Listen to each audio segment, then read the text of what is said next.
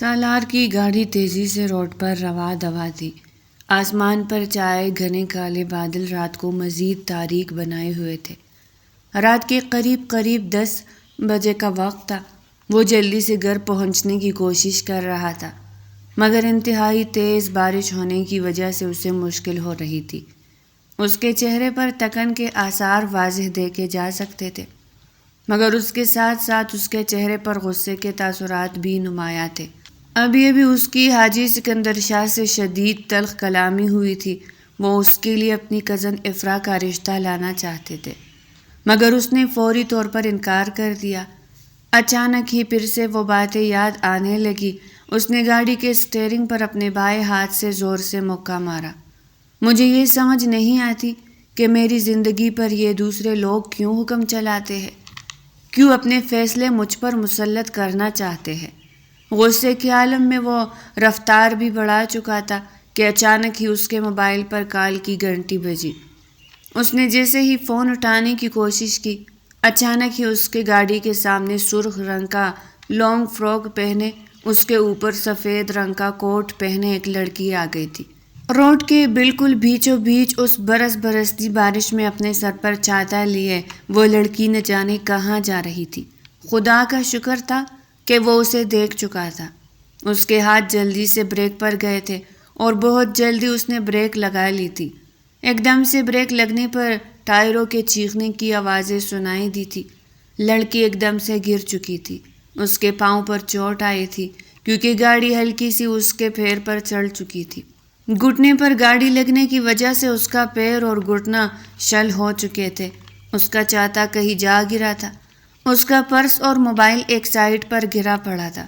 لڑکی کو گرتے دیکھ کر وہ جلدی سے گاڑی کا دروازہ کھول کر باہر نکلا۔ اسے یہ بھی خیال نہ رہا تھا کہ وہ بھیگ جائے گی۔ اس نے اپنی گاڑی کے سامنے نیچے اپنے پیر کو دباتی ہوئی لڑکی کو دیکھا۔ بارش اس کے سارے کپڑے، موبائل اور پرس کو بھگو چکی تھی۔ اس کی چھتری دور پڑی ہوئی تھی۔ سنیں، آپ ٹھیک تو ہے؟ وہ جلدی سے بولا، مگر لڑکی نے اس کی جانب دیکھا۔ مجھے گرا کر، مجھے چوٹ پہنچا کر پوچھتے ہیں کہ ٹھیک تو ہے؟ سنیں، میں بالکل ٹھیک نہیں ہوں۔ مجھے چوٹ لگی ہے اور اب مجھے آپ ہسپتال بھی لے کر جائیں گے اور ہسپتال کا سارا خرچ بھی آپ ہی دیں گے، وہ غصے سے بولی تھی، جبکہ سامنے کھڑے سالار شاہ نے حیرت سے اس کی جانب دیکھا۔ بات سنیں محترمہ، اتنی چوٹ نہیں لگی آپ کو جتنی آپ ڈرامے بازیاں کر رہی ہے، وہ اس طریقے سے بولا تو افشا ایک دم سے اٹھ کر اس کے بالکل سامنے کھڑی ہو گئی اور اپنے دونوں پہلوؤں پر ہاتھ رکھتی اس کی آنکھوں میں آنکھیں ڈالتے بولی، اچھا تو یعنی مجھے چوٹ بھی آپ ہی نے پہنچائی اور الزام بھی اب مجھ پر لگا رہے ہیں؟ وہ لڑنے کے فل موڈ میں تھی۔ میں نے کہا آپ مجھے ہسپتال بھی لے کر جائیں گے اور سارا خرچ بھی اٹھائیں گے۔ وہ پھر سے وہی بات دہرانے لگی۔ اس کے اس انداز پر سامنے کھڑے سالار کی مسکراہٹ شوخ ہونے لگی جب اس نے اسے دباتے ہوئے شرارت سے کہا، آپ کے نکاح کا بھی خرچہ اٹھا لوں۔ وہ طنز سے بولا تو اس نے خوف بھری نظر سالار پر ڈالی، وہ میرے بابا خود اٹھا لیں گے۔ فی الحال اب مجھے ہسپتال لے کر جائے اور میری مرہم پٹی کروائے۔ وہ دونوں بارش میں بھیگتے چلے جا رہے تھے اور ان کی تکرار تھی کہ ختم نہیں ہو رہی تھی۔ وہ یہ بھی جانتا تھا کہ آفس کی میٹنگ ختم ہونے کے بعد اس کے بابا کی گاڑی بھی پیچھے ہی آتی ہوگی، لیکن اس سے پہلے جو آفت سر پر آ کھڑی ہوئی تھی وہ کوئی اور نہیں بلکہ وہی افرا تھی جس کے رشتے کی بات ابھی حاجی سکندر شاہ نے اس سے کی تھی۔ اس سے پہلے کہ سالار کوئی اور بات کرتا، کالے رنگ کی ایک چمکتی ہوئی گاڑی ان کے پاس سے آ کر گزری اور پھر اگلے ہی لمحے ایک بار پھر سے پیچھے ریورس ہوئی۔ کھڑکی کا شیشہ آہستہ آہستہ نیچے گرا اور سامنے سے افرا نمودار ہوئی۔ سالار، اتنی برستی بارش میں تم یہاں کیا کر رہے ہو؟ وہ اسے پہلے سے جانتی تھی کیونکہ وہ اس کی فرسٹ کزن تھی۔ اور یہ تمہارے ساتھ لڑکی کون ہے؟ وہ حیرت میں مبتلا اس کے سامنے کھڑی بھیگی ہوئی لڑکی کو دیکھ رہی تھی۔ اس سے پہلے کہ سالار کوئی بات کرتا وہ فوراً سے پیچھے مڑی، میں ان کی وائف ہوں۔ وہ اس قدر تیزی سے بولی کہ سالار کا منہ کھلا کا کھلا رہ گیا۔ یعنی مان نہ مان، میں تیرا مہمان؟ کیا بکواس کر رہی ہو تم؟ ایسی کوئی بات نہیں ہے افرا۔ مگر اس سے پہلے کہ وہ کوئی اور صفائی دیتا وہ پھر سے بول پڑی، ارے ہاں ہاں بتاؤ نا ان کو، تم نے بتایا نہیں مجھ سے شادی کر لی ہے تم نے، اور ہمارا کل ہی نکاح ہوا تھا۔ وہ اس قدر سنجیدہ لہجے میں بولی کہ سالار سمجھ ہی نہ پایا کہ آخر وہ ایسا کیوں کہہ رہی ہے۔ حقیقت میں وہ سالار پر بہت غصہ تھی، کیونکہ اس کی وجہ سے اسے چوٹ لگی ہوئی تھی، جبکہ وہ اس بات سے بے خبر تھی کہ وہ جس لڑکے کو تنگ کر رہی ہے اب ساری زندگی کے لیے وہی اس کے گلے پڑنے والا تھا۔ اس کی یہ بات سالار کی گاڑی کے پیچھے رکنے والی گاڑی سے نکل کر آتے ہوئے حاجی سکندر شاہ نے سن لی تھی۔ پہلے تو وہ حیرت میں مبتلا ہوئے، مگر اگلے ہی لمحے ان کے ہونٹوں پر ایک شوخ مسکراہٹ بکھر گئی۔ تو برخوردار، یہ وجہ تھی کہ تم مجھے شادی سے انکار کر رہے تھے۔ یہ کہتے ہوئے وہ آگے بڑھے تو سالار کو یوں لگا جیسے اس کے سر پر گھڑوں پانی پڑ گیا ہو۔ وہ کبھی اپنے باپ کو دیکھتا تو کبھی اپنے سامنے کھڑی لڑکی کو دیکھتا، جبکہ دوسری طرف گاڑی میں بیٹھی ہوئی افرا غصے سے گاڑی بھگاتی وہاں سے رفو چکر ہو چکی تھی، لیکن آخر پر یہ کہنا نہیں بھولی تھی، اس کا حساب تو میں تم سے لے کر رہوں گی مسٹر سالار شاہ۔ اس کی گاڑی آگے بڑھ چکی تھی، مگر اس کی کسی کو پرواہ نہیں تھی۔ مگر اب جو ہونا تھا یہ سالار ہی جانتا تھا کہ بہت غلط ہونا تھا۔ تو اس کا مطلب یہ ہے کہ تم شادی کر ہی لی، چاہے اپنی پسند سے اور چھپ کر ہی صحیح۔ میرے لیے تو یہی خوشی کی بات ہے کہ کس طرح یہ پتھر پگھلا تو صحیح۔ وہ مسکراتے ہوئے اپنے بیٹے کو دیکھ رہے تھے، مگر سالار کے چہرے پر ہوائیاں اڑی ہوئی تھی۔ بابا آپ غلط سمجھ رہے ہیں، یہ لڑکی تو… وہ ایک لفظ آگے نہیں کہہ پایا تھا کہ حاجی سکندر شاہ نے ہاتھ اٹھا کر روک دیا۔ میں تمہیں کچھ نہیں کہہ رہا سالار، مجھے یہی خوشی ہے کہ میرے آنگن میں اب میرے پوتے پوتیوں کی کھلکاریاں گونج جائے گی۔ میں یہ نہیں پوچھوں گا کہ تم نے کب اس سے شادی کی، اور یہ بھی نہیں پوچھوں گا کہ مجھے بتائے بغیر کیوں کی۔ میں بس یہی کہوں گا کہ تم اسے گھر لے کر کیوں نہیں آئے۔ تم جانتے ہو نا ہم سب لوگ تمہاری شادی کے کتنے ارمان لیے ہوئے تھے۔ چلو کوئی بات نہیں، اگر تم نے چپ کر ہی کی ہے تو ایک اور فنکشن تو ابھی رہتا ہے جو دھوم دھام سے ہوگا۔ کیا نام ہے بیٹا آپ کا؟ یہ کہتے ہوئے وہ مسکراتے ہوئے سامنے کھڑی افشا کی جانب بڑھے۔ افشا کے تو پیروں تلے سے زمین نکل گئی تھی۔ اس نے مدد طلب نظروں سے سامنے کھڑے سالار سکندر کی جانب دیکھا، جس نے اسے ایک گھوری سے نوازا تھا۔ اس کی آنکھوں میں صاف لکھا تھا کہ کچھ بھی مت بتانا، کچھ مت کہنا، مگر وہ بے اختیار بول پڑی، جی افشا۔ وہ اٹکتے اٹکتے بولی تو وہ مسکراتے ہوئے اس کے قریب آئے اور اس کے سر پر ہاتھ رکھا۔ بہت پیاری بچی ہے، تم دونوں کی جوڑی بہت جچے گی۔ میں جو ابھی تم سے اتنا کہہ رہا تھا کہ تم مجھے تب نہیں بتا سکتے تھے کہ بابا میں نکاح اس لیے نہیں کرنا چاہتا کیونکہ میں نے پہلے ہی شادی کر لی ہے۔ کون بیوقوف ہوتا جو تمہیں اس خوبصورت سی گڑیا پر سوتن لانے کا کہتا۔ وہ مسکراتے ہوئے افشا کے سر پر ہاتھ رکھتے ہوئے بولے۔ افشا نے اپنے ہاتھ پر بندھی ہوئی گھڑی پر وقت دیکھا اور اس کے ساتھ ہی اپنے ہاتھ میں پکڑے ہوئے موبائل کو دیکھا جو وہ زمین سے اٹھا چکی تھی۔ اس کی ہر چیز گیلی ہو چکی تھی، اس کے ساتھ ساتھ سالار بھی مکمل طور پر بھیگ چکا تھا، مگر حاجی سکندر شاہ اپنی چھتری کے نیچے محفوظ کھڑے تھے۔ بارش اب پہلے سے کافی کم ہو گئی تھی۔ چلو اب گھر چلتے ہیں۔ اپنی بہو کو یوں بیچ سڑک کے اور وہ بھی بارش میں کھڑا رکھنا شاہوں کے خاندان میں نہیں ہوتا، سمجھے تم؟ جلدی سے گاڑی میں بیٹھو اور گھر آ جاؤ۔ افشا بیٹا آپ جلدی سے گھر آئے، سب لوگ آپ کو دیکھ کر آپ سے مل کر بہت خوش ہوں گے۔ وہ مسکراتے ہوئے افشا سے کہہ رہے تھے۔ اس قدر اپنائیت اور پیار دے کر اس کا دل پگھلنے لگا تھا۔ آج تک اس کی زندگی میں جو بھی غیر آئے تھے ان سب نے ہمیشہ اسے دھوکہ اور فراڈ ہی دیا تھا، مگر آج جو ایک انجان سا شخص اس کے سامنے تھا وہ اسے اپنی بیٹی کی طرح ٹریٹ کر رہا تھا۔ اس کی آنکھوں سے آنسو بہنے لگے۔ اس نے نفی میں سر ہلاتے ہوئے سالار کی جانب دیکھتے ہوئے کہا، نہیں، مجھے جانا ہوگا، بہت دیر ہو رہی ہے۔ وہ بکلائے ہوئے انداز میں بولی تو سکندر شاہ نے سالار کی جانب دیکھتے ہوئے کہا، جلدی سے گاڑی میں بیٹھو، اسے گھر جانا ہے۔ اس وقت انہوں نے اسے گھوری سے نوازا اور تھوڑا سخت لہجے میں کہا تو سالار نے اسے گاڑی میں بیٹھنے کے لیے کہا، مگر وہ نہیں بیٹھنا چاہتی تھی۔ مگر حاجی سکندر شاہ اسے اپنی نگرانی میں اس گاڑی میں بٹھا رہے تھے انہوں نے یہ بھی کہا تھا کہ وہ گاڑی پیچھے ہی ڈرائیو کریں گے۔ ان کی گاڑی سے پہلے سالار کی گاڑی ہی گھر میں داخل ہوگی۔ سالار غصے سے اسے گاڑی میں بٹھا کر ڈرائیو کرتا ہوا گھر لایا تھا۔ او لڑکی، تو اپنے آپ کو سمجھتی کیا ہو؟ ہاں، پہلے تم نے میری گاڑی کے آگے آ کر میرا راستہ روکا، پھر اس کے بعد تم نے میری کزن کو یہ کہا کہ میں تمہارا شوہر ہوں۔ واہ بھائی، جھوٹی بیوی بن گئی میری۔ اور پھر اس کے بعد میرے بابا کو اپنے جال میں پھنسا لیا اور اب میرے گھر تک آ گئی ہو۔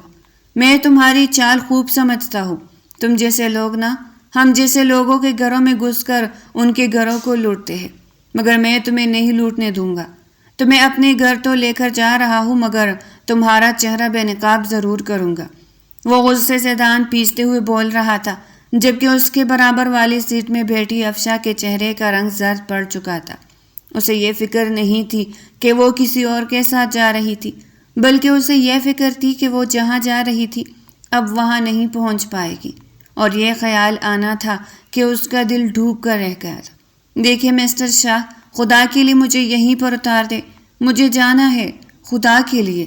وہ اس کی منت سماجت کر رہی تھی، مگر اب سالار کو کہاں سنائی دینے والا تھا۔ پیچھے سے بابا کی گاڑی آ رہی تھی اور وہ نہیں چاہتا تھا کہ ان دونوں کا یہ راز کھلے۔ اگر ایسا ہوتا تو اس کے بابا اسی سے یہی کہتے کہ تم نے میرے جذبات کے ساتھ کھلواڑ کیا تھا۔ وہ کہاں پھنس چکا تھا، اسے خود سمجھ نہیں آ رہی تھی۔ تقریباً 15 منٹ کی ڈرائیو کے بعد ان کی گاڑی ایک خوبصورت سے بڑے بنگلے کے فورج میں کھڑی ہوئی تھی۔ ڈرائیور نے جلدی سے آگے بڑھ کر دروازہ کھولا اور وہ گاڑی سے باہر نکلی۔ اتنے بڑے گھر کو دیکھ کر وہ حیرت میں مبتلا ہو گئی تھی۔ اس نے اپنی زندگی میں کبھی اتنا بڑا گھر نہیں دیکھا تھا، یہ تو کسی محل کی طرح تھا۔ حاجی سکندر شاہ کی گاڑی بھی اندر آ چکی تھی۔ شاہ منزل پوری آب و تاب کے ساتھ چمک رہی تھی اور اس کی آنکھیں اس بڑی سی شاہ منزل کو دیکھ کر حیران تھی۔ آ جاؤ بیٹا، تمہارا اپنا ہی گھر ہے۔ یہ کہتے ہوئے وہ اس کے سر پر ہاتھ رکھتے اسے اپنے ساتھ اندر لے گئے تھے، جبکہ پیچھے سے آنے والے سالار نے پھر سے ایک بار اپنے بابا حاجی سکندر شاہ کو مخاطب کیا۔ بابا، آپ غلط سمجھ رہے ہیں، یہ آپ کی بہو نہیں ہے۔ اس نے پھر سے احتجاج کی کوشش کی، مگر حاجی سکندر شاہ نے بہت غصے سے اس کی جانب دیکھتے ہوئے کہا، بس کر دو سالار، ابھی بھی جھوٹ بولے جا رہے ہو، مجھے نہیں سننا کچھ۔ میرے لیے یہی کافی ہے کہ تم نے شادی کر لی ہے، میں تمہیں کچھ نہیں کہہ رہا نا، چلو اندر۔ یہ کہتے ہوئے وہ پھر سے افشا کی جانب بڑھے۔ افشا کو اندر ڈرائنگ روم کی طرف لاتے ہوئے سکندر شاہ نے ارد گرد دیکھتے ہوئے بلند آواز میں کہا، سب لوگ میری بات سنو، ذرا ادھر میری طرف متوجہ ہو جاؤ۔ ان کی بات پر دادی جان اور صوفے پر بیٹھے ہوئے نعمان شاہ اور زین ان کی جانب متوجہ ہوئے۔ کچن میں کھڑی ہوئی زہرا بیگم بھی وہاں سے نکل کر ڈرائنگ روم میں آ گئی تھی۔ افرا، جو اوپر اپنے کمرے میں بیٹھی تھی، سکندر شاہ کی آواز پر جلدی سے باہر آئی۔ اس نے نیچے جھانک کر دیکھا تو افشا اور سالار کھڑے تھے۔ سکندر شاہ مسکراتے ہوئے افشا کا تعارف کروا رہے تھے، جیسا کہ ہم سب کو اس چیز کا انتظار تھا کہ کب سالار شادی کے لیے مانے گا، جبکہ اس کی عمر 30 سال ہو چکی ہے۔ میرا اکلوتا لخت جگر آج بھی مجھ سے یہی بحث کر رہا تھا کہ اسے شادی نہیں کرنی، مگر 1 گھنٹے بعد جب میری گاڑی روڈ کے بیچ رکی تو صاحب اپنی بیوی کے ساتھ لڑ رہے تھے۔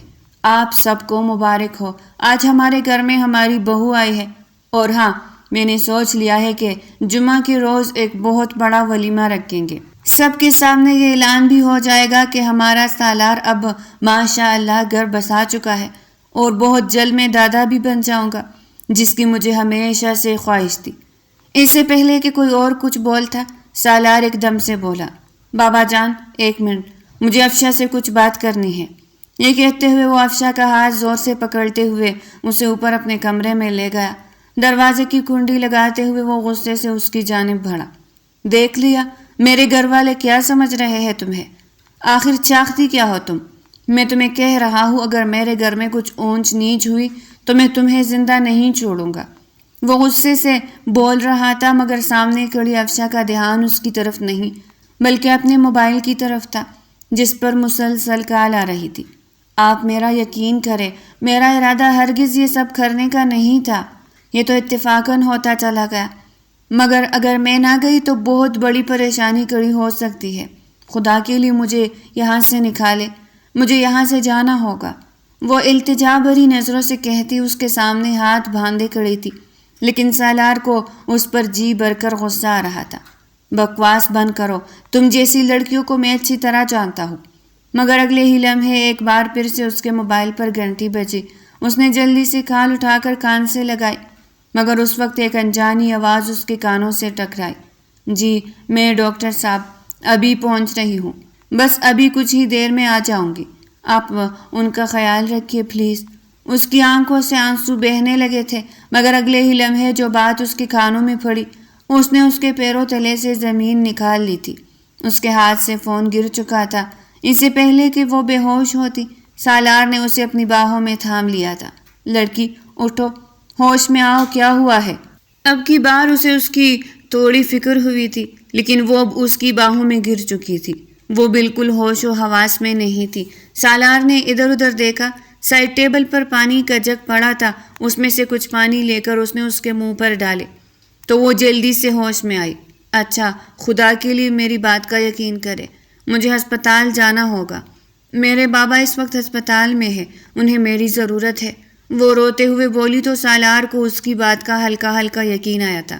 میں آپ کی ساری عمر احسان مند رہوں گی۔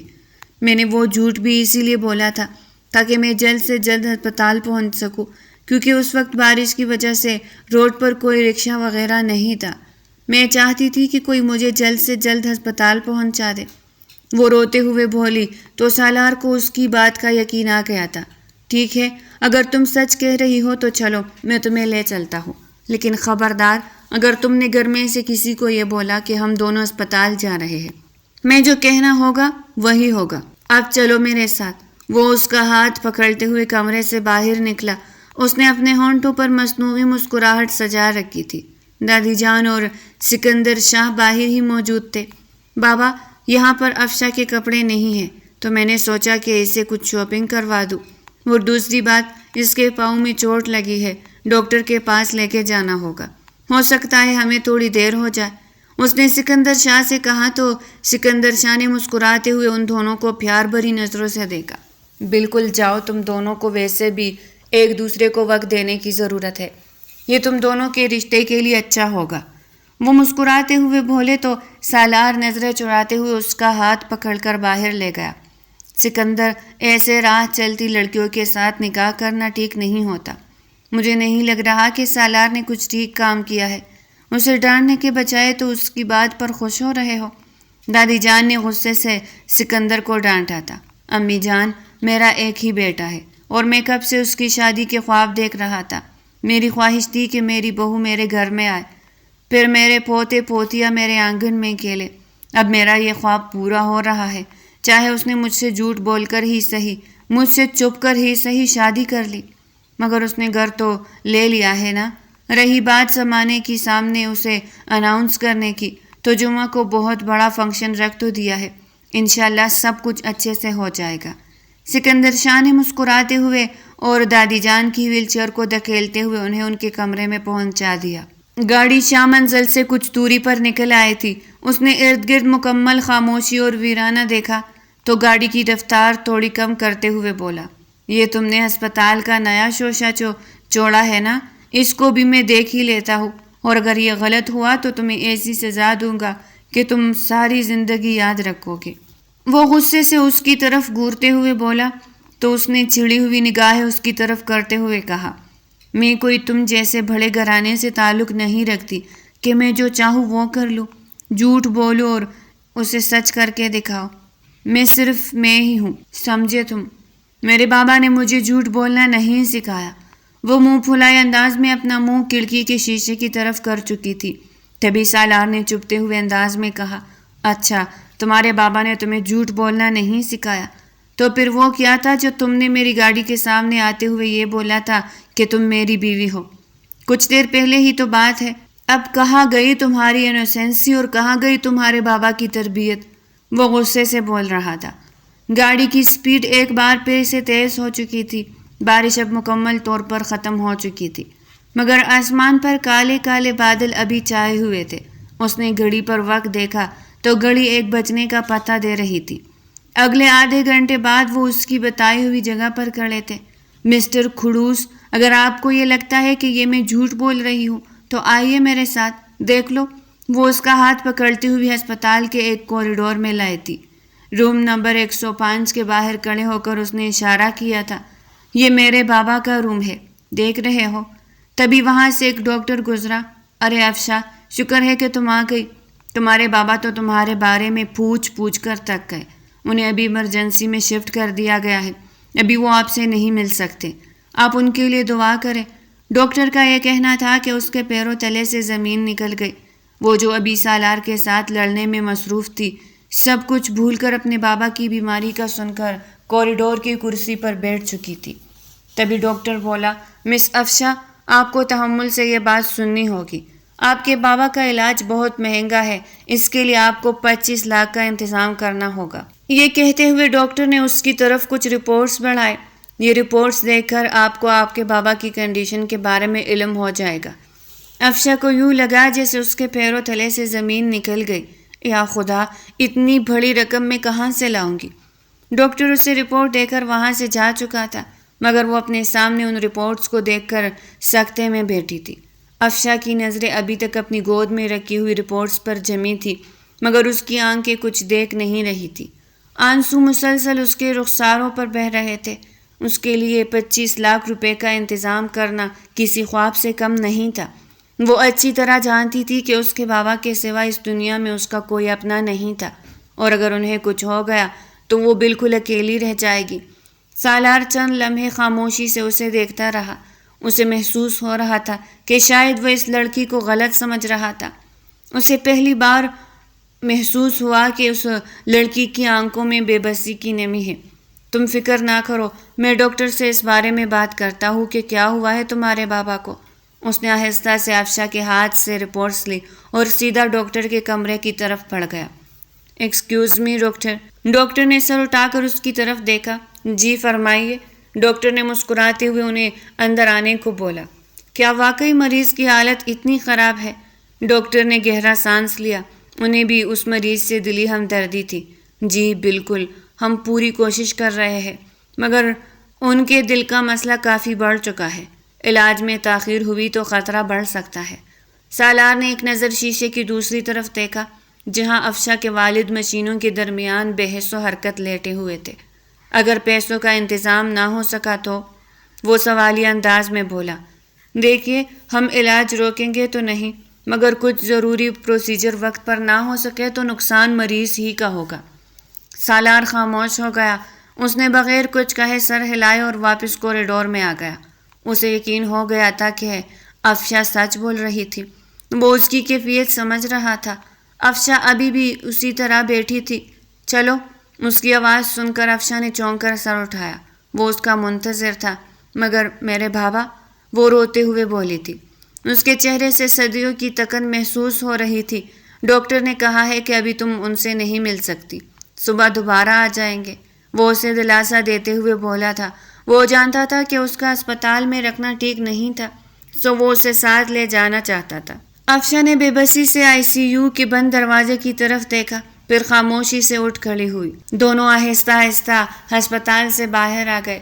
رات مزید گہری ہو چکی تھی۔ بارش رک چکی تھی، مگر ٹھنڈی ہوا میں نمی باقی تھی۔ دونوں کافی دیر تک خاموش رہے۔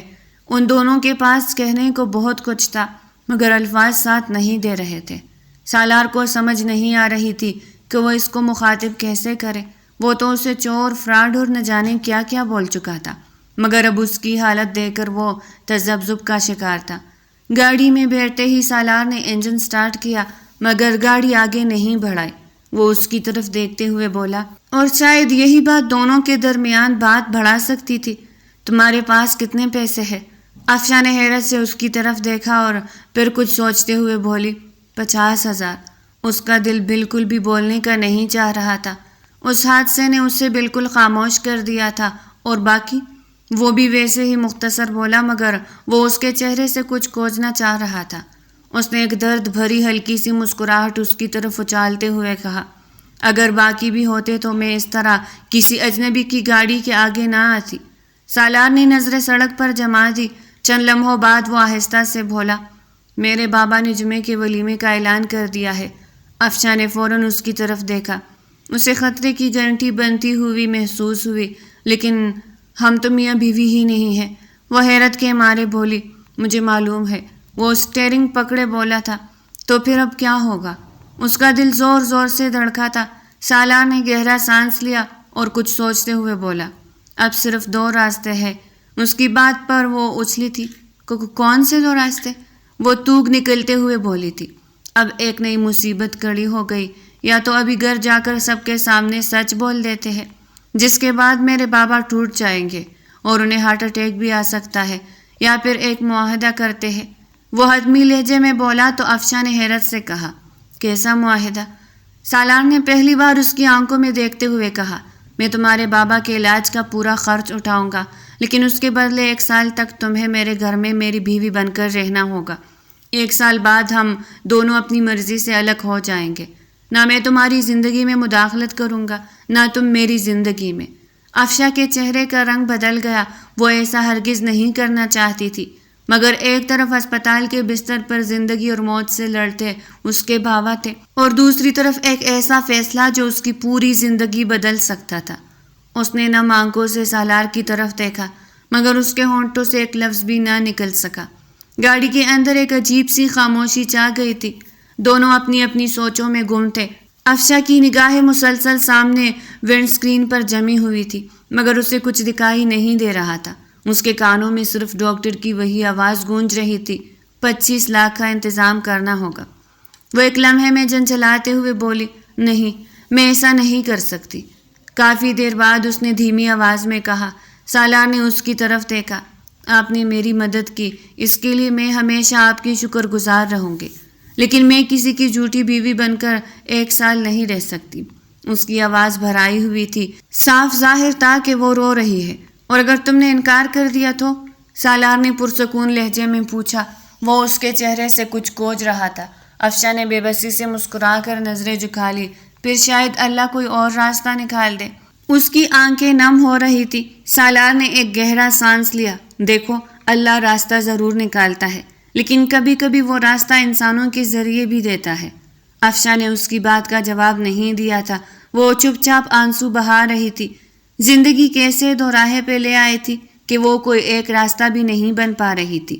میں تم پر کوئی احسان نہیں کر رہا افشاں، میں صرف اپنے بابا کو ٹوٹنے سے بچانا چاہتا ہوں۔ انہوں نے زندگی بھر میری ہر ضد پوری کی ہے، اور تم جانتی ہو پورے 6 سال سے وہ مجھے شادی کے لیے منا رہے ہیں، مگر میں نہیں مانا۔ آج پہلی بار انہیں لگ رہا ہے کہ ان کی خواہش پوری ہو گئی ہے۔ میں نے ان 6 سالوں میں پہلی بار انہیں مسکراتے ہوئے دیکھا ہے۔ اگر انہیں ابھی پتہ چل گیا کہ یہ سب ایک غلط فہمی تھی تو وہ ٹوٹ جائیں گے، اور میں یہ نہیں چاہتا۔ اس نے ایک لمحے میں گاڑی روکی تھی۔ سالار کے چہرے پہ جو کتب تھا وہ واضح دکھائی دے رہا تھا۔ افشاں نے پہلی بار غور سے اس کی طرف دیکھا۔ اس کے لہجے میں غرور نہیں تھا، صرف اپنے باپ کے لیے فکر تھی۔ وہی فکر کو افشاں اپنے بابا کی تھی۔ اور میرے بابا، وہ بمشکل اتنا ہی کہہ سکی تھی۔ آنسو کا ایک پھندا اس کے حلق میں پنسا تھا۔ ان کی فکر مت کرو، ان کے علاج کی ذمہ داری میری ہوگی، سالار نے 2 ٹوک انداز میں کہا۔ تمہیں 1 روپے کی بھی فکر کرنے کی ضرورت نہیں۔ افشاں کی آنکھوں سے ایک اور آنسو ٹوٹ کر اس کے ہاتھ پر گرا۔ لیکن 1 سال بعد؟ اس نے لرزتی آواز میں پوچھا۔ وہ پہلے سب کچھ کلیئر کر دینا چاہتی تھی۔ اس کی بات پہ سالار نے سامنے روڈ پہ نظریں جما لی۔ 1 سال بعد تم آزاد ہوگی۔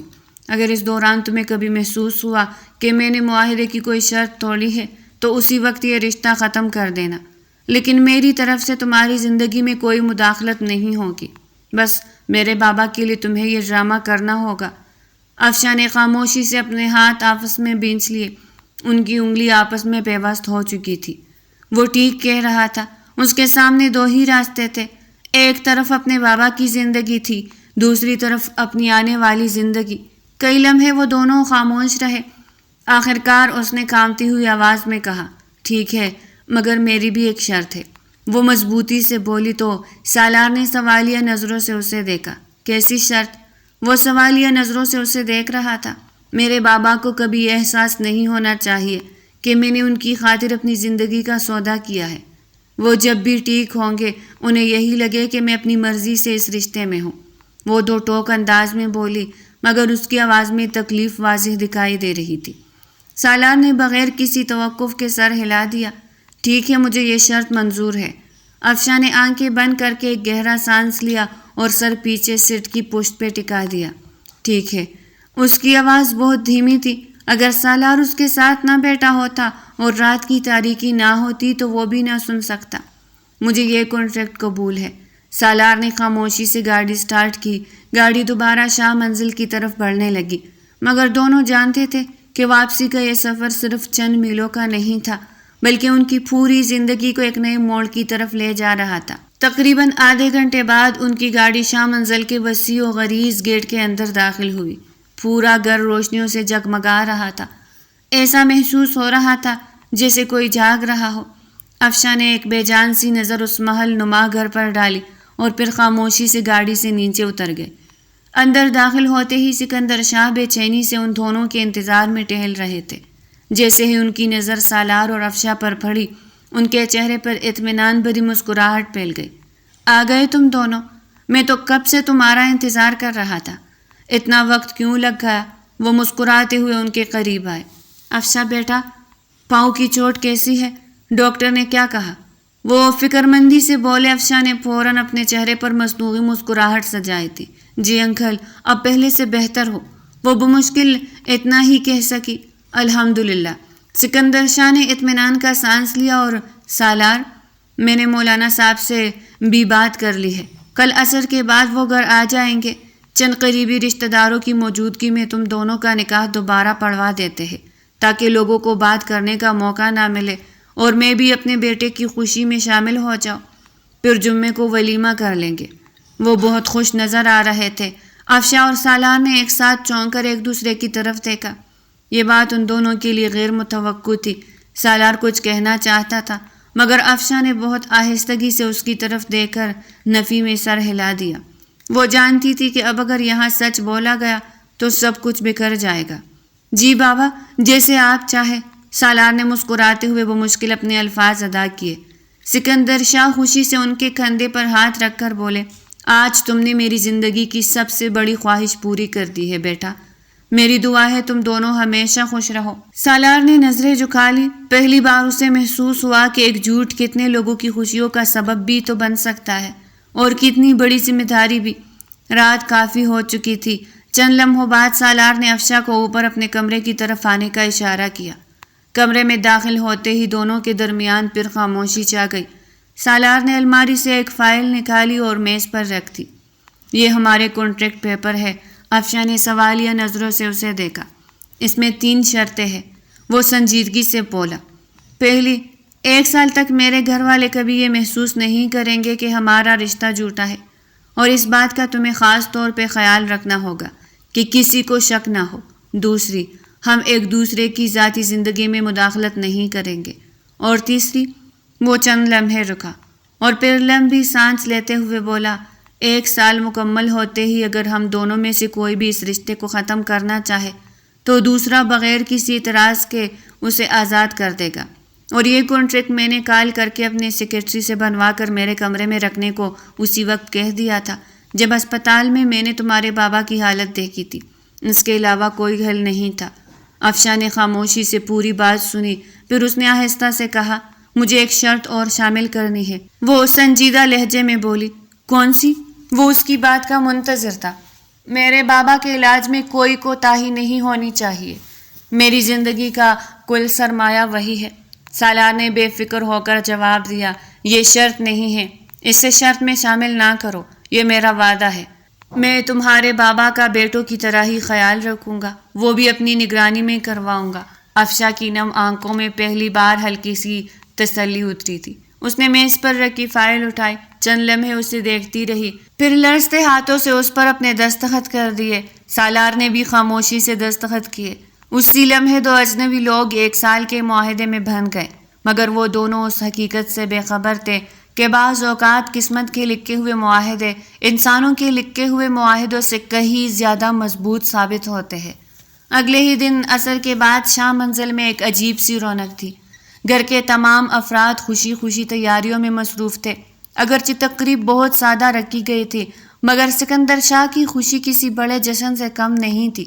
ان کے چہرے پر برسوں بعد ایسا سکون دکھائی دے رہا تھا کہ جیسے ان کی زندگی کی سب سے بڑی خواہش پوری ہونے جا رہی تھی۔ افشاں خاموشی سے اپنے کمرے میں بیٹھی ہوئی تھی۔ زہرا بیگم نے اس کے لیے ہلکے گلابی رنگ کا خوبصورت جوڑا نکالا تھا۔ وہ اسے تیار کرتے ہوئے مسلسل دعائیں دے رہی تھی، اللہ تم دونوں کو ہمیشہ خوش رکھے۔ بیٹا، افشاں نے آئینے میں اپنی پرچھائی دیکھی تو اس کی آنکھیں نم ہو گئی۔ وہ جانتی تھی کہ یہ نکاح ایک معاہدے کا حصہ ہے، مگر پھر بھی دل کے کسی کونے میں عجیب سا بوجھ محسوس ہو رہا تھا۔ وہ اس موقع پہ اپنے بابا کی دعائیں چاہتی تھی۔ ہر لڑکی کی طرح اس کی بھی خواہش تھی کہ وہ اپنے بابا کی دعاؤں میں رخصت ہو، مگر اب یہ مفقود ہوتا نظر آ رہا تھا۔ کچھ ہی دیر بعد مولانا صاحب آ گئے۔ گھر کے چند قریبی افراد کی موجودگی میں ان سب کے مطابق دوبارہ نکاح پڑھایا گیا۔ سالار نے مضبوط لہجے میں قبول ہے کہا، جبکہ افشاں نے چند لمحوں کی خاموشی کے بعد دھیمی آواز میں قبول ہے کہا، تو سکندر شاہ کی آنکھیں خوشی سے بھیگ گئی۔ انہوں نے دونوں کے سروں پر ہاتھ رکھا اور دعا دیتے ہوئے دونوں کے ماتھوں پہ باری باری بوسے دیے۔ اللہ تم دونوں کے درمیان ہمیشہ محبت، عزت اور اعتماد قائم رکھے۔ میرے دونوں بچے ہمیشہ خوش رہے۔ سالار نے ایک لمحے کے لیے افشاں کی طرف دیکھا، دونوں کی نظریں ملی، مگر اگلے ہی لمحے جھک گئی۔ یہ ایک نیا رشتہ اور نیا احساس تھا، بھلے ہی کانٹریکٹ تھا، مگر دو دلوں میں عجیب سی الجھن تھی۔ اسی رات سالار نے اپنے وکیل کو فون کر کے افشاں کے بابا کے علاج کے تمام اخراجات کی ادائیگی کا بندوبست کر دیا۔ اگلے دن انہیں شہر کے بہترین کارڈیالوجسٹ کے زیر نگرانی منتقل کر دیا گیا۔ علاج شروع ہوا تو امید کی ایک نئی کرن جاگی۔ ڈاکٹرز نے پھر سے اس کا علاج شروع کر دیا تھا۔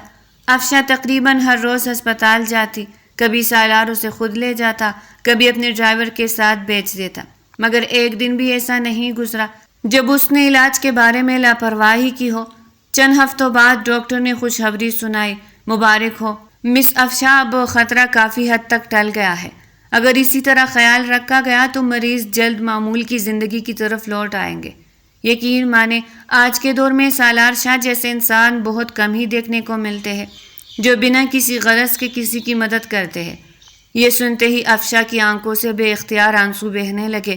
اس نے پہلی بار دل سے اللہ کا شکر ادا کیا۔ اس کے دل میں واقعی میں سالار کی عزت بڑھتی جا رہی تھی، اور آج تو وہ اپنے آپ کو اس کا اسیر سمجھ رہی تھی۔ باہر نکلتے ہی وہ خاموشی سے سالار کے سامنے کھڑی ہو گئی۔ سالار، میں کس منہ سے آپ کا شکریہ ادا کروں؟ شکریہ تو شاید بہت چھوٹا لفظ ہے جو آپ نے میرے لیے کیا، وہ کوئی نہیں کر سکتا۔ اس نے نم آنکھوں سے کہا۔ وہ حقیقی طور پہ شکر گزار نظر آ رہی تھی۔ سالار نے ہلکی سی مسکراہٹ کے ساتھ کہا، افشاں، تمہیں شکریہ کہنے کی کوئی ضرورت نہیں ہے۔ بیٹے اپنے بابا کا علاج کرواتے ہیں، احسان نہیں کرتے۔ یہ جملہ سن کر افشاں کے دل میں اس کے لیے احترام پہلے سے کہیں زیادہ بڑھ گیا۔ وقت خاموشی سے گزرتا رہا۔ دیکھتے ہی دیکھتے کئی مہینے بیت گئے۔ شام منزل اب افشاں کے لیے اجنبی نہیں رہا تھا۔ دادی جان ہر بات میں اسے اپنے پاس بٹھاتی۔ زہرا بیگم اسے گھر کی ذمہ داریاں سکھاتی، جبکہ سکندر شاہ تو اسے اپنی بیٹی کہہ کر پکارتے تھے۔ سب اسے بالکل اپنے لگنے لگے تھے۔ سالار بھی بدل چکا تھا، اب وہ پہلے جیسا سخت مزاج دکھائی نہیں دیتا تھا۔ دفتر سے واپس آتے ہوئے اکثر افشاں کے لیے اس کی پسند کی کافی یا کتاب لے آتا، کبھی کبھی گجرے بھی لے آتا، مگر کبھی اس بات کا اظہار نہیں کرتا کہ اسے اس کی پسند کیسے معلوم ہوئی۔ اس کے دل میں اب افشاں کے لیے نرم گوشے پیدا ہوتے محسوس ہو رہا تھا، مگر اس نے ابھی تک خود کو اظہار سے روکے رکھا تھا۔ اس روز بھی شام میں افشاں لون میں بیٹھی اپنے بابا سے فون پر بات کر رہی تھی۔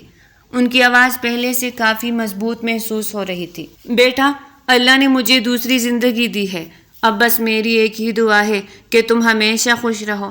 افشاں نے مسکرا کر نظریں جھکا لی۔ جی بابا، مگر میں تبھی خوش ہو پاؤں گی جب آپ ٹھیک ہو کر پھر سے گھر آ جائیں گے۔ اس نے کہہ تو دیا تھا، مگر فون بند ہوتے ہی اس کی مسکراہٹ مدھم پھٹ گئی۔ وہ جانتی تھی کہ 1 سال پورا ہونے میں اب صرف چند ہفتے باقی رہ گئے اور اسے اس گھر کو ہمیشہ کے لیے چھوڑنا ہوگا۔ دن گزرنے لگے تھے اور معاہدے کی تاریخ قریب آنے لگی تھی۔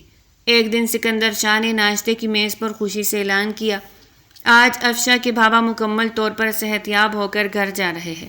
شام کو سب لوگ ان سے ملنے چلیں گے۔ پورے گھر میں خوشی کی لہر دوڑ گئی۔ شام کو جب سب لوگ وہاں پہنچے تو افشا کے بابا نے سب کا شکریہ ادا کیا، مگر جب ان کی نظر سالار پر پڑی تو وہ آہستہ آہستہ اس کے قریب آئے۔ انہوں نے سالار کو گلے لگا لیا۔ بیٹا، میرے پاس تمہیں دینے کے لیے کچھ نہیں، مگر میری ہر دعا میں تمہارا نام ہمیشہ رہے گا۔ سالار نے احترام سے ان کے ہاتھ تھام لیے اور مسکراتے ہوئے بولا، بابا، مجھے دعاؤں سے بڑھ کر اور کچھ نہیں چاہیے۔ افشا خاموشی سے یہ منظر دیکھ رہی تھی۔ سب کچھ کرنا اچھا لگ رہا تھا، مگر ان خوشیوں کی مدت بہت کم رہ گئی تھی۔ اسے پہلی بار احساس ہوا کہ یہ شخص صرف وعدے نبھانا نہیں جانتا بلکہ رشتے بھی دل سے نبھاتا ہے۔ اس کے دل میں دن بدن سالار کے لیے احترام بڑھتا جا رہا تھا۔ واپسی کے راستے میں گاڑی کے اندر مکمل خاموشی تھی۔ سالار گاڑی چلا رہا تھا جبکہ افشا کھڑکی سے باہر ڈوبتے سورج کو دیکھ رہی تھی۔ اچانک سالار نے خاموشی توڑی۔ نہ جانے کیوں افشا کا خاموش ہونا اسے کٹک رہا تھا۔ افشا، اگلے ہفتے ہمارا معاہدہ ختم ہو جائے گا۔ یہ سنتے ہی افشا کے دل میں جیسے کسی نے زور سے دستک دی۔ اسے بہت تکلیف ہوئی تھی۔ اس کا دل چاہا تھا کہ سالار یہ معاہدہ بھول جائے، مگر یہ ممکن نہ تھا۔ اس نے بمشکل خود کو سنبھالتے ہوئے دھیمی آواز میں کہا، جی مجھے یاد ہے، آپ کو بار بار نہیں کہنا چاہیے، دیواروں کے بھی کان ہوتے ہیں۔ اس کی بات پہ وہ بھی خاموش ہو گیا تھا، مگر اس رات نہ سالار سو سکا نہ افشا۔ دونوں پہلی بار اس انجام سے خوفزدہ تھے جس کا فیصلہ انہوں نے خود 1 سال پہلے کیا تھا۔ 1 ہفتہ پلک چپکتے ہی گزر گیا۔ آج معاہدے کی مدت پوری ہو چکی تھی۔ صبح ناشتے کے بعد سالار نے خاموشی سے افشا کو اپنے کمرے میں آنے کا کہا۔ افشا کے دل کی دھڑکن بے اختیار تیز ہو گئی۔ وہ جانتی تھی کہ آج وہ دن آ چکا ہے جس کا ذکر دونوں نے 1 سال پہلے کیا تھا۔ سالار نے الماری سے وہی فائل نکالی جس پر 1 سال پہلے دونوں نے دستخط کیے تھے۔ اس نے فائل کھول کر چند لمحے اسے دیکھا، پھر ایک گہرا سانس لے کر معاہدے کے کاغذات اپنے ہاتھوں سے پھاڑ دیے۔ اس کے چہرے پہ ملال واضح تھا، مگر اپنے انداز سے یہ واضح نہیں ہونے دینا چاہتا تھا۔ آج سے تم آزاد ہو افشا، میں نے اپنا وعدہ پورا کر دیا۔ افشا خاموش کڑی رہی۔ اس کی آنکھیں نم تھی مگر زبان جیسے ساتھ چھوڑ چکی تھی۔ وہ اب سالار کے بغیر اور اس فیملی کے بغیر نہیں رہ سکتی تھی۔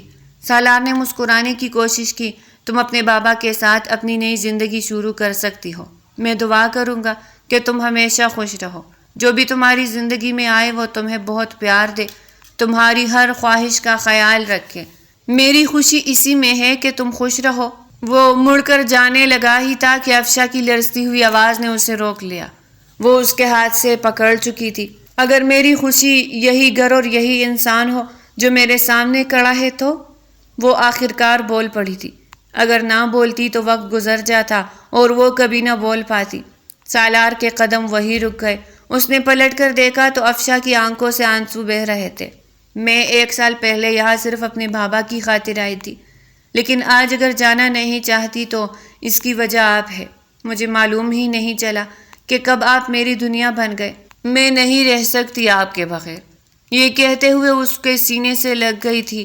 سالار کی آنکھیں بھی نم ہو گئی۔ وہ آہستہ سے اپنے بازو اس کے گرد پھیلا دیے۔ میں بھی بہت پہلے سمجھ گیا تھا کہ یہ صرف ایک معاہدہ نہیں رہا، مگر میں تم پر کبھی اپنا فیصلہ مسلط نہیں کرنا چاہتا تھا۔ اس نے کہا تو اسی لمحے دروازہ کھلا اور سکندر شاہ مسکراتے ہوئے اندر آئے۔ وہ دونوں جلدی سے دور ہوئے۔ آخر تم دونوں نے دل کی بات کہہ دی۔ وہ دونوں حیران رہ گئے۔ کیا وہ یہ جانتے تھے؟ تبھی وہ بولے، مجھے سچ اسی رات معلوم ہو گیا تھا، مگر میں نے تم دونوں کو قریب کرنے کے لیے نکاح کروایا، اور میں جانتا تھا میرے اس نااہل بیٹے کو تم ہی راست پہ کر سکتی ہو۔ ان کی بات سن کر دونوں شرمندگی سے مسکرا دیے۔ سکندر شاہ نے آگے بڑھ کر دونوں کے سروں پر ہاتھ رکھا۔ رشتے کاغذوں کے معاہدوں سے نہیں، اعتماد، عزت اور محبت سے بنتے ہیں۔ اللہ کرے تم دونوں کی یہ محبت ہمیشہ سلامت رہے۔ اسی وقت افشا کے بابا بھی کمرے میں داخل ہوئے۔ انہوں نے سالار کو گلے لگا لیا اور بھرائی ہوئی آواز میں بولے، آج میں اپنی بیٹی تمہیں سونپتا ہوں، مگر اس بار کسی معاہدے کے تحت نہیں، دل کی رضا سے، اور ہمیشہ میری بیٹی کو خوش رکھنا۔ اسے میں نے بہت نقشوں سے پالا ہے۔ سالار نے افشا کی طرف دیکھا۔ اس نے مسکراتے ہوئے اپنا ہاتھ اس کے ہاتھ میں دے دیا۔ ایک حادثے سے شروع ہونے والا سفر آخرکار محبت کی منزل تک پہنچ چکا تھا۔